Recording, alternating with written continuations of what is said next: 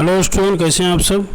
उम्मीद करते हैं बहुत अच्छे होंगे, स्वस्थ होंगे, मस्त होंगे और आप एकदम पूरी जोर शोर के साथ बीपीएससी टीआरई प्लस सीटेट का तैयारी कर रहे होंगे, क्योंकि दोनों वैकेंसी एक साथ हो गया है। अपेयरिंग वाले के लिए तो एक बहुत बड़ी चुनौती है कि दो वैकेंसी को एक बार उनको टेक करना पड़ रहा है, टारगेट करके उसको चलना पड़ रहा है।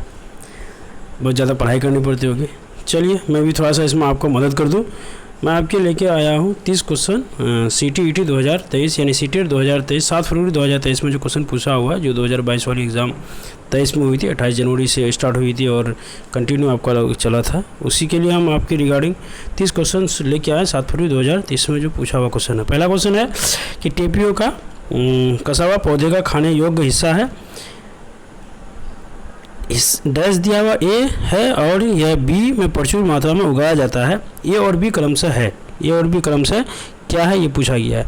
तो पहले हम बता देते हैं आपको कि टेपियोका क्या है। तो टेपियोका ये शकरकंद आलू की तरह होता है जो केरल में उगाया जाता है, केरल में पाया जाता है और ये जड़ है।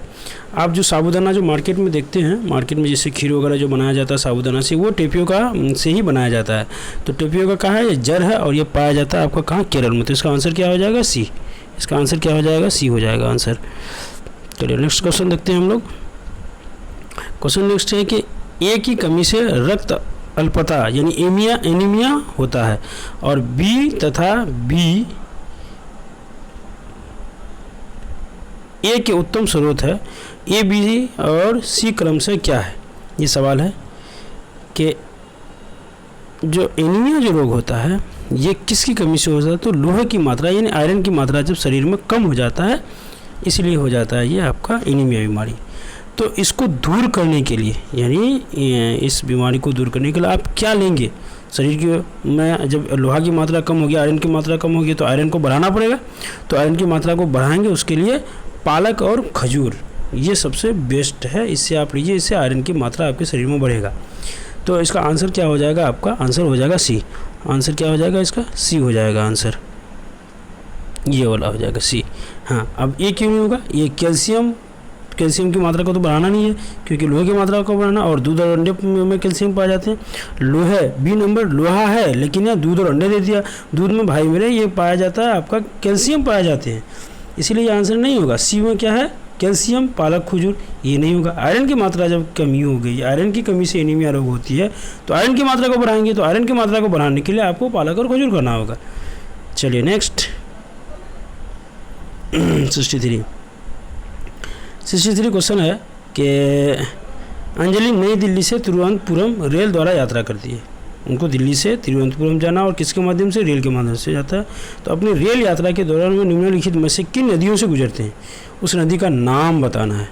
तो वो जो गुजरती है आपका नर्मदा, कृष्णा, गोदावरी, ये ऑप्शन आपका हो जाएगा सी। उस नदी के होते हुए वो रेलवे उसी लाइन से जाती है जिसमें नर्मदा रूट उधर से ही, तो नर्मदा नदी को पार करती है, वो कृष्णा नदी को भी पार करती है, गोदावरी पार करके तब नई दिल्ली से कहाँ जाती है, वो तिरुवनंतपुरम जाती है। चलिए नेक्स्ट क्वेश्चन देख लेते हैं हम लोग 64। कौवे जो है लकड़ी के छोटे छोटे टुकड़े का इस्तेमाल करके वृक्ष पर अपना घोंसला बनाते हैं, लेकिन एक्स अपने घोंसला नहीं बनाते। एक्स यहाँ कोई एक पक्षी है, डैश दे दिया है, एक्स डैश में एक्स दिया हुआ, अपना घोंसला नहीं बनाती है और अपने अंडे कौवे के घोंसले में देती है। एक्स कौन है, यानी एक्स के यहाँ पे कौन वैसा जो है पक्षी है, बर्ड है, जो क्या करती है, अपना घोंसला नहीं बनाती है और अपने अंडे कौवे के घोंसले में दे देते हैं। तो ये क्या है, आंसर इसका हो जाएगा आपका कोयल। कोयल जो है अपना घोंसला नहीं बनाते। ये आपका एनिमल जो चैप्टर है वहाँ पे पढ़ाया गया है, एक बार वहाँ आप रिविजन कर लीजिएगा। चलिए नेक्स्ट 65। वाई के जिले एक्स में इत्र, गुलाब जल और केवड़ा जल बहुत बड़े पैमाने पर तैयार किए जाते हैं। एक्स और वाई क्या है, यानी ये शहर का नाम आपको बताना। वाई के जिले एक्स में, वाई के जिले एक्स में इत्र, गुलाब जल और केवड़ा जल बहुत बड़े पैमाने पर तैयार किए जाते हैं। एक्स और वाई है क्या, तो ये है आपका एक्स जो है ये कन्नौज और कहाँ, उत्तर प्रदेश, यानी उत्तर प्रदेश जो आपका एक क्या है, स्टेट है यानी राज्य है, वहाँ एक शहर है कन्नौज, वहाँ यह क्या किया जाता है, बनाया जाता है, तैयार किया जाता है। तो इनका आंसर हो जाएगा बी, इनका आंसर क्या हो जाएगा, बी हो जाएगा। चलिए नेक्स्ट 66। अब आते हैं हम लोग 66 पे। 66 देखिए, उबला हुआ अंडा पानी से भरे मग में डाला जाए तो यह डूब जाता है। अंडा को उबाल के अगर हम पानी में छोड़ दें तो वो डूब जाएगा, जबकि नमक वाले पानी में डाला जाए तो यह ऊपर तैरती है। सही है बिल्कुल कथन। दूसरा, इसका रीज़न क्या कह रहा है कि अंडे को उबाले जाने पर इसका घनत्व बढ़ जाता है। नहीं, ये गलत है। अंडे को उबालने से उनका घनत्व नहीं बढ़ता है, घनत्व एज इट इज़ रहता है, सेम रहता है। तो ऑप्शन आपके सामने 4 है कि ए और आर दोनों सही है। आर ए की व्याख्या नहीं करती है, और ए और आर दोनों सही है, लेकिन आर ए की सही व्याख्या नहीं करती है। देखिए अंडे को उबाले जाने पर उसका घनत्व बढ़ जाता है, ठीक है, लेकिन ये सही व्याख्या उसका नहीं है। यानी ए और आर दोनों सही है, लेकिन आर जो है ए की सही व्याख्या नहीं कर पाता है। इसलिए क्या हो जाएगा, यहाँ आपका आंसर जो हो जाएगा बी हो जाएगा। यानी उबला हुआ अंडा पानी से भरे मग में डालने पर उसका उबालने के उपरांत जो घनत्व बढ़ने से यह डूब जाता है। नमक युक्त जल का जो घनत्व अधिक होता है, जिसके कारण यह नमक युक्त जल में नहीं डूबती है। और जिस वस्तु का घनत्व किसी दूसरे वस्तु की अपेक्षा कम होती है वह उसमें क्या है, तैरती है। घनत्व द्रव्यमान और आयतन के अनुपात होते हैं, और किसी घनत्व का जो आयतन के बढ़ने पर वस्तु का घनत्व क्या हो जाता है, घट जाता है। ये उसका घनत्व यानी डेंसिटी का कंसेप्ट है। इसका आंसर क्या हो जाएगा, बी। चलिए अब 66। आजकल हम देखते हैं कि बहुत से कुएं पूरी तरह से सूख चुके हैं। इस स्थिति का मुख्य कारण क्या हो सकता है? आपके सामने फिर ऑप्शन 4 है, उसमें से आपको सही को निकालना है। तो लोगों ने कुएं के समीप क्षेत्रों में बोरिंग पंप लगाने शुरू कर दिए। जो कुआं है उसके अगल बगल में बोरिंग लगा दिए। बिल्कुल ये सही है। कुओं के आसपास के क्षेत्र में मिट्टी कंक्रीट की हो गए हैं। जो मिट्टी है वो पूरा क्या हो गया, कंक्रीट हो गया, जिसकी वजह से पानी जो है जज्ब नहीं कर पाती। ज़मीन के अंदर एक कुआं था पानी जज्ब करने की। जब सारे चीज़ को आप सीमेंटेड कर दीजिएगा, ढक दीजिएगा, तो वो नहीं हो पाता है। तो ए भी सही है, बी भी सही है। और सी देखिए, कुएं का पानी दूषित होने के कारण उपयोग में नहीं लिया जा सकता। ये देखिए, ये गलत है। दूषित नहीं होता है, कुएं का पानी दूषित क्यों होगा, उसको दूषित किया जाता है।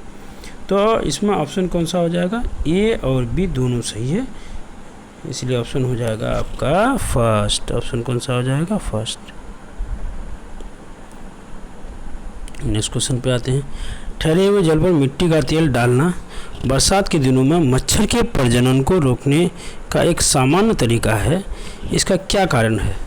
ठहरे हुए जल, पानी बिल्कुल स्थिर है, मिट्टी का तेल यानी केरोसिन ऑयल डालना बरसात के दिनों में मच्छरों के प्रजनन को रोकने का एक सामान्य तरीका, उसको आप तेल डाल के उसको रोक सकते हैं। इसका क्या कारण है, कारण क्या हो सकता है? तो मिट्टी के तेल से मच्छरों को ऑक्सीजन की आपूर्ति बाधित हो जाती है। देखिए, जब ऑक्सीजन की आपूर्ति बाधित हो जाएगी तो क्या होगा, मच्छर की प्रजनन क्षमता रुक जाएगा। तो ऑप्शन 1 ये हो जाएगा। क्लियर। इसका का आंसर क्या हो जाएगा, 68 का यही हो जाएगा। मच्छर मिट्टी के तेल में फंस जाते हैं, नहीं, ये गलत है। मिट्टी के तेल में एक ऐसा पदार्थ होता है जो मच्छरों को मार देता है, नहीं। मिट्टी के तेल में कोई ऐसा पदार्थ नहीं होता जो मच्छरों, मिट्टी के तेल का गंध मच्छरों को आकर्षित करता है, नहीं। इसलिए बी सी डी नहीं होगा। आंसर किसका हो जाएगा, आपका आंसर हो जाएगा ये। नेक्स्ट 69। निम्नलिखित में से कौन से राज्य केंद्र शासित प्रदेश बंगाल की खाड़ी की तटरेखा पर है? निम्नलिखित में से कौन सा राज्य के या केंद्र शासित प्रदेश बंगाल की खाड़ी की तटरेखा पर है? 69 का क्वेश्चन है। तो इसका आंसर है भाई मेरे बी, यानी उड़ीसा, तमिलनाडु, आंध्र प्रदेश। उड़ीसा, तमिलनाडु, आंध्र प्रदेश। अब हम आते हैं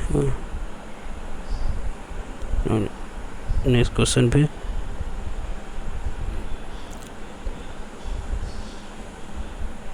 और 70 क्वेश्चन नंबर 70। चलिए, क्वेश्चन नंबर 70 कह रहा है कि भारत के एक गांव में घरों की दीवारें आमतौर पर मोटी होती है और मिट्टी से पुती होती है, उसको पोता जाता है मिट्टी से। इन घरों की छत कटीदार झाड़ियों से बनाई जाती है। इस प्रकार के गांव आमतौर पर किस क्षेत्र में है? मरुस्थल क्षेत्र में, बर्फीले क्षेत्र में, अधिक वर्षा वाले क्षेत्र में, मैदानी इलाके क्षेत्र में। तो ये कहाँ है? मरुस्थलीय क्षेत्र में। कहाँ है? आंसर इसका हो जाएगा आपका ए, मरुस्थलीय क्षेत्र में। आंसर हो जाएगा ये हो जाएगा मरुस्थलीय क्षेत्र में। अधिक वर्षा वाले क्षेत्र, यहाँ तो लकड़ियों ये बांस का घर होता है। अधिक वर्षा वाले क्षेत्र जैसे आपका असम। बर्फीली क्षेत्र आपका इग्लू वगैरह का घर बनता है। मैदानी इलाके में जो है टेंट वगैरह ये सब लेकर के वो रह जाता है इसी तरह से। मैदानी इलाका में तो किसी भी टाइप का ये बन जाएगा। चलिए यहाँ आइए, इसका आंसर क्या हो जाएगा? मरुस्थल में। मरुस्थल में देखिए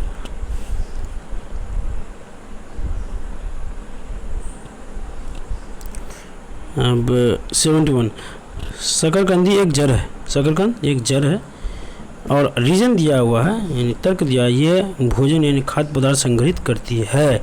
सही विकल्प चुनें। तो इसका आंसर क्या हो जाएगा? ए और आर दोनों सही है। आर ए की व्याख्या सही व्याख्या है।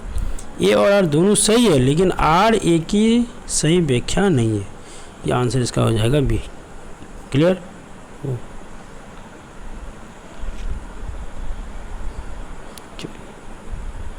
आगे चलते हैं हम लोग 72। झूम की खेती में खरपतवार को उखाड़ने के स्थान पर काट और जला दिया जाता है, यानी काटा जाता है और जला जाता है। झूम की खेती में खरपतवारों को उखाड़ने के स्थान पर काटा और जला दिया जाता है। यह है एसर्शन। अब रीजन क्या है? राख मिट्टी में मिल जाती है जिससे कि मिट्टी की उर्वरता बढ़ जाती है। 72 का ये है। तो इसका आंसर क्या हो जाएगा? ये हो जाएगा एसर्शन, यानी ए और आर दोनों सही है। आर ए की सही व्याख्या करती है, यानी जो राख मिट्टी में क्या हो जाएगी? मिल जाएगी, जिससे कि मिट्टी की उर्वरा शक्ति क्या हो जाती है? उसकी बढ़ जाएगी। तो आंसर क्या है? 72 का ये। 73 केचुआ किसानों का सबसे अच्छा मित्र माना जाता है। केचुआ किसानों का सबसे अच्छा मित्र माना जाता है। फिर दो है कि केचुआ खरपतवारों को नष्ट करता है। सही विकल्प चुने। केचुआ किसानों का सबसे अच्छा मित्र है। इसका आंसर क्या हो जाएगा? और केचुआ खरपतवारों को नष्ट करते हैं, ये सही है लेकिन आर गलत है। ये सही है लेकिन आर गलत है। केचुआ किसानों का सबसे अच्छा मित्र माना जाता है, बिल्कुल सही है, लेकिन केचुआ खरपतवारों को नष्ट करते हैं, ये सही नहीं है। केचुआ किसानों का सही मित्र है। राख की मिट्टी में मिल जाने से उर्वरा शक्ति बढ़ जाती है और केचुआ जो खरपतवार को नष्ट करता है, ये कथन गलत है। केचुआ खरपतवार को नष्ट करते हैं, ये कथन गलत है। नहीं, वो राख को मिट्टी में मिलाए जाता है, जिससे उर्वरा शक्ति क्या हो जाती है? बढ़ जाती है। तो 72 का हो जाएगा सी।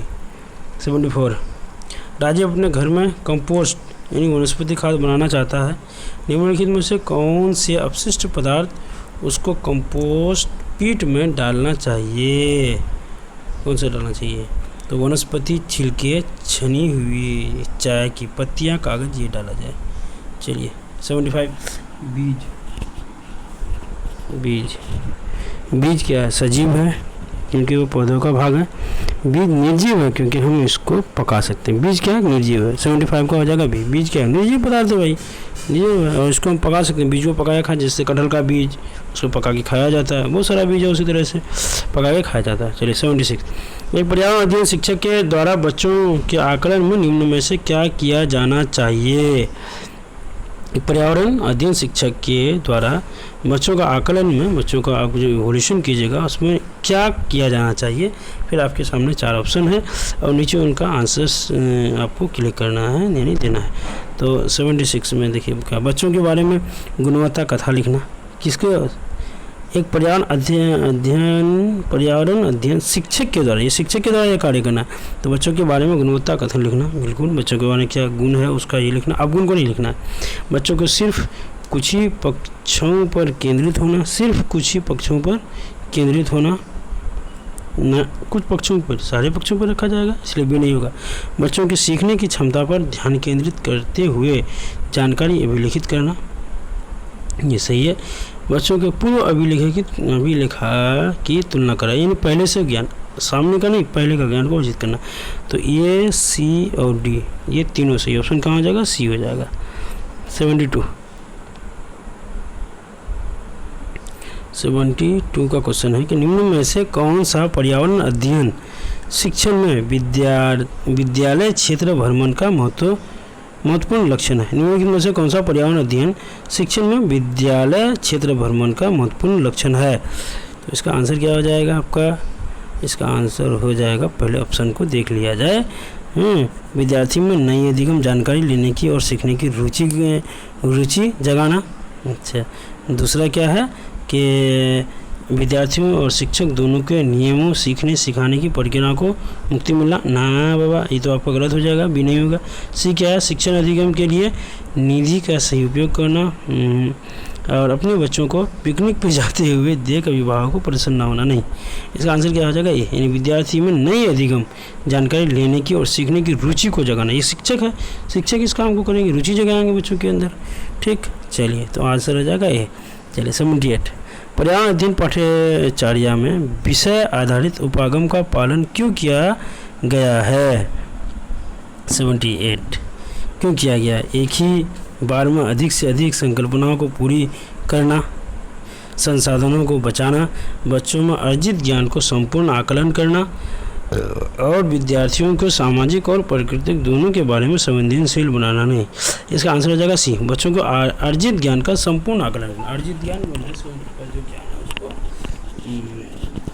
उनका आकलन करना।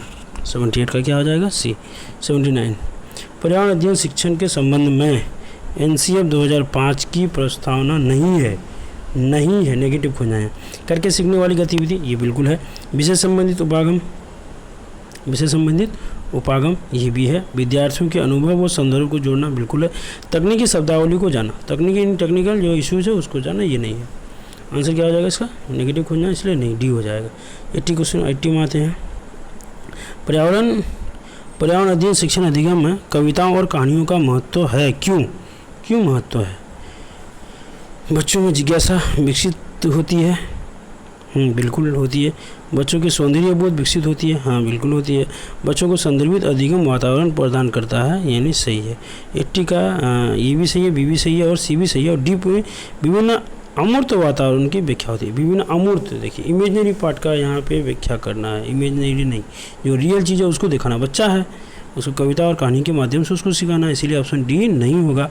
तो इसका आंसर क्या हो जाएगा? सी, यानी ए भी सही है, बी भी सही है और सी भी सही है। चलिए 81, प्राथमिक विद्यार्थी के लिए पर्यावरण अध्ययन शिक्षण अभिप्राय रखता है। क्यों? विद्यार्थी कम जिज्ञासु हो, विद्यार्थी ज़्यादा जिज्ञासु हो, विद्यार्थी कम गलतियां करे। नहीं, सी तो बिल्कुल नहीं होगा। कम गलतियां क्यों? बच्चे तो गलती करेंगे। विद्यार्थी अच्छे रेखाचित्र बनाने व लेखन कौशल में विकसित करे। नहीं, तो आपका विद्यार्थी को कम जिज्ञासु हो, ये भी कम जिज्ञासु भी नहीं होना चाहिए। क्यों कम जिज्ञासु को? जिज्ञासु ज़्यादा होना चाहिए, तो विद्यार्थी ज़्यादा जिज्ञासु हो। 81 का हो जाएगा बी। 81 का क्या हो जाएगा? बी। चलिए 82 अब आते हैं। पर्यावरण अध्ययन में शिक्षा शास्त्र निम्न में से सभी चलन का समर्थन करता है, सिवाय किसके? उसके सामने, आपके सामने फिर 4 ऑप्शन है। विद्यार्थियों को सक्षम करना कि वह समालोचनात्मक चिंतन एवं समस्या समाधान कर सकें। पाठ्य पुस्तकों को वास्तविक जीवन से अनुभवों को बेहतर मानना, विद्यार्थी में सहयोग को बढ़ावा देना, विद्यार्थियों को जिज्ञासा और सृजनात्मक का पोषण करना। तो ये इनका जो आंसर हो जाएगा आपका 82 का हो जाएगा बी। पाठ्य पुस्तकों को वास्तविक जीवन के अनुभवों से बेहतर मानना, यानी जो पाठ्य पुस्तक को है उसको वास्तविक जीवन के अनुभव से बेहतर मानना उनको। 82 का आंसर हो जाएगा आपका बी। चलिए, एक फोल्डर जिसमें विद्यार्थी एक सत्र का, यानी पूरे सेशन का अपने कार्यपत्रक, अवलोकन रिपोर्ट एवं अन्य सामग्रियाँ इकट्ठा करके रखते हैं, उसका नाम क्या है? तो उसका नाम है पोर्टफोलियो। क्या नाम है? पोर्टफोलियो। 83 पे आते हैं। प्राथमिक स्तर पर पर्यावरण अध्ययन में अध्यापन अधिगम के लिए समुदाय जरूरी है। क्यों? यह आसानी से उपलब्ध साधन है, इसमें बड़े और समझदार लोग होते हैं, लोग होते हैं, यह वास्तविक परिवेश में सीखने का मौका देता है। इसके लिए किसी को उसके खर्च का आवश्यकता नहीं होती है। नहीं, तो ये वास्तविक परिवेश, यानी परिवेश मतलब आसपास, वास्तविक परिवेश में सीखने का मौका देता है। कौन? पर्यावरण अध्ययन। सवाल ये करा गया प्राथमिक स्तर पर, जो प्राइमरी लेवल है 25 में, पर्यावरण अध्ययन के अध्यापन अधिगम के लिए समुदाय जरूरी है। क्यों? समुदाय, हमारा जो कम्युनिटी क्यों जरूरी है? क्योंकि ये वास्तविक परिवेश में सीखने का हमको क्या देता है? मौका देता है। 85, एक पर्यावरण अध्ययन की पाठ्य पुस्तक निम्नलिखित में से कौन सी विशिष्टता दर्शाती है? ये विविध पृष्ठभूमि के विद्यार्थियों को ज़रूरतों का ध्यान रखती है। ये वस्तु जो है वास्तविक कहानियाँ और घटनाएं हैं। यह एकीकृत रूप से प्राकृतिक और सामाजिक सांस्कृतिक विषय प्रस्तुत करती है। यह अमूर्त संकल्पनाओं की व्याख्या पर केंद्रित है। तो इनका जो आंसर हो जाएगा, देखिए, ये विविध पृष्ठभूमि के विद्यार्थियों की ज़रूरतों का ध्यान रखती है। बिल्कुल ये सही है। दूसरा क्या, इसमें वास्तविक कहानियाँ और घटनाएं होती है। जो वास्तविक जो कहानियाँ हैं उनकी घटना होती है। ये एकीकृत यानी इंटीग्रेटेड रूप से प्राकृतिक और सामाजिक सांस्कृतिक विषय प्रस्तुत करती है। तो ए, बी और सी ये तीनों सही है। अमूर्त संकल्पनाओं की व्याख्या, अमूर्त मतलब इमेजिनरी, नहीं, इसकी नहीं करती है। ए भी सही है, बी भी सही है और सी भी। क्वेश्चन ये कह रहा है कि एक पर्यावरण अध्ययन की पाठ्य पुस्तक जो सिलेबस है निम्नलिखित में कौन सी विशिष्टता को दर्शाती है? क्या क्या उसके गुण है, क्या क्या विशेषता है उस चीज़ को दर्शाती है। और ये आपके सामने 4 ऑप्शन है, उसी के हिसाब से यहाँ आपको आंसर देना है। तो ये विविध पृष्ठभूमि के विद्यार्थियों की ज़रूरतों का ध्यान रखती है। इसमें वास्तविक कहानियाँ और घटनाएँ होती है। यह इंटीग्रेटेड रूप से एकीकृत रूप से प्रारूप और सामाजिक सांस्कृतिक विषय का प्रस्तुत करता है। ऑप्शन हो जाएगा आपका ये। 86, पर्यावरण अध्ययन पुस्तकों में विभिन्न प्रकरणों में आओ करके सीखने का क्या उद्देश्य? आओ करके सीखें, इसका उद्देश्य क्या है? तो इसका उद्देश्य है विद्यार्थियों को करके सीखने का अनुभव प्रदान करना, लर्निंग बाय डूइंग। चलिए, इसका आंसर हो जाएगा बी। 87, निम्न में से कौन से पर्यावरण अध्ययन के उद्देश्य है? विद्यार्थियों को मुख्य बिंदुओं को याद कराने और उसको अंतर नहीं, याद नहीं कराना है। एनसीएफ क्या करा? लर्निंग विदाउट बर्डन, बच्चों को रटन प्रणाली से मुक्त करना एनसीएफ का उद्देश्य है। ये नहीं होगा। विद्यार्थियों को प्रश्न पूछने के लिए प्रेरित करना, हाँ, बच्चों को बोलिए, उसको वो प्रश्न पूछे ताकि ज़्यादा से ज़्यादा सीखे। उसको प्रश्न पूछे, उसके लिए डांटना नहीं है उनको। तो बी सही हो जाएगा। सी कह रहा है कि विद्यार्थियों को एक दूसरे की संस्कृति को अस्वीकार करने के लिए तैयार करना नहीं। एक दूसरे की संस्कृति का हमको अस्वीकार नहीं करना, सबकी संस्कृति को मानना है, लेकिन सबको चलना है। तो सी भी नहीं होगा। और डी देखते हैं, विद्यार्थियों को जिम्मेदार नागरिक बनाना। हाँ, पढ़ाई लिखाई का मतलब ही यही होता है कि स्टूडेंट क्या करे, कोई भी वो जो है वो क्या करे, जिम्मेदार नागरिक बने। तो ए और डी सही है। जो ऑप्शन आपको बी में मिल रहा है, ऑप्शन किस में मिल रहा है? बी में मिल रहा है।